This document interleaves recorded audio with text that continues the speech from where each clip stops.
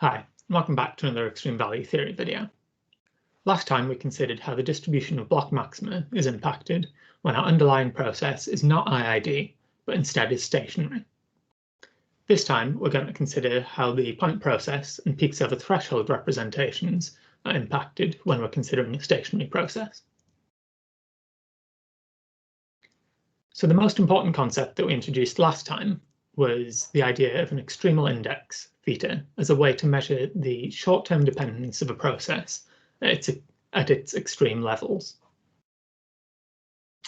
In terms of a peaks over threshold representation, when this extremal index theta is less than 1, then threshold exceedances are going to occur in clusters in the limit as the number of observations n and the extreme value threshold u both become large.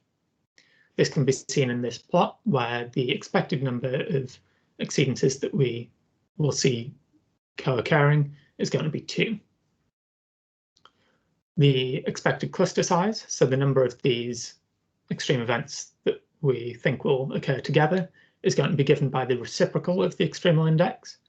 And it's important that this cluster size doesn't depend on the threshold we select. No matter how high we take the threshold, we're still going to see events occurring, in this case, in pairs.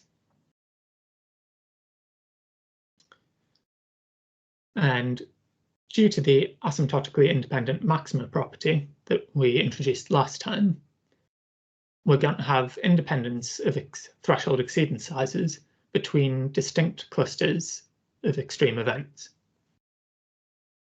What we don't have, however, is independence within each cluster. The exceedance sizes within a cluster are going to be dependent on one another.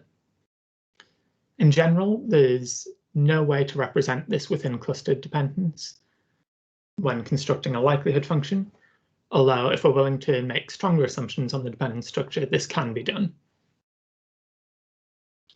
If we're just going with a stationary process that satisfies the aim condition, then there's no way that we can write down a generic form for within cluster dependence. What we do have, however, is that threshold exceedances, whether that's a general threshold exceedance or the exceedance associated with the cluster maximum, each follow a generalized Pareto distribution when our underlying process is stationary and satisfies the aim condition. Each of those GPDs is going to have the same parameters, sigma u and psi, which gives us a way to approach inference. What we can do is focus in on modeling the cluster maxima, so the largest threshold exceedance within each cluster, and estimate the parameters using these values. This will give us a way to obtain point estimates for cluster maxima that can then be applied to generic threshold exceedances. One downside to this is that we're not making the best use of the available data because we're not using all extreme values in our analysis, only the largest value within each cluster.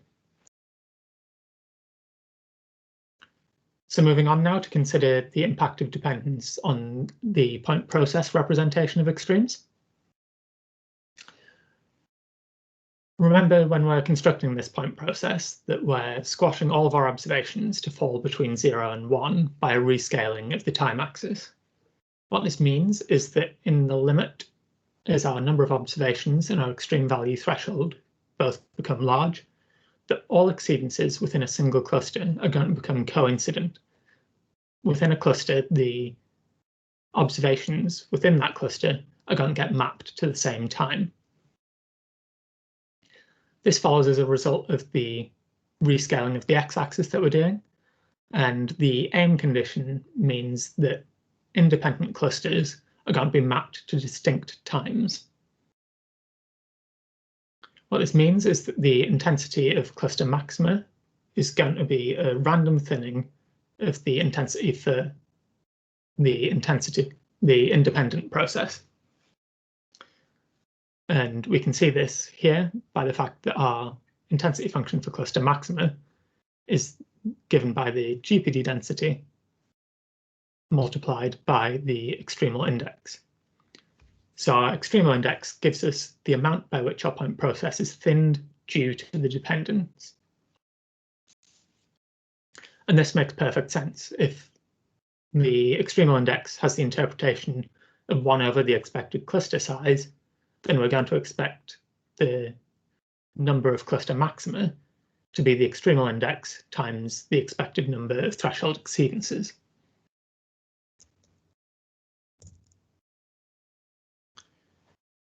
So as with peaks over threshold, we can use cluster maxima as a way of estimating the point process parameters.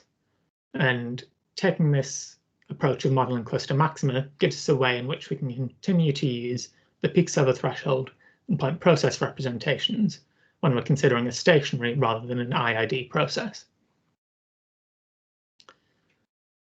What this does is it makes a compromise, so we're reducing our statistical efficiency in order to still be able to tackle the problem.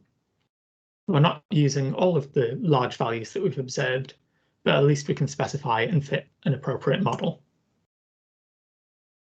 Whether we're looking at peaks over threshold or a point process approach, what we need to be able to do in order to model cluster maxima is first be able to identify independent clusters, then extract their maxima, fit the appropriate model, and also estimate the mean cluster size. When we come back next time, that's what we're going to look at how we can do. So that's everything I had to introduce in this video, and we've seen how the peaks over threshold and point process parameterizations of extreme value models are impacted by the short-term dependence of the underlying process. Next time we'll come back to look at how we can estimate the extremal index theta and how we can implement these models in practice. Thank you for your time, and I'll see you in the next video.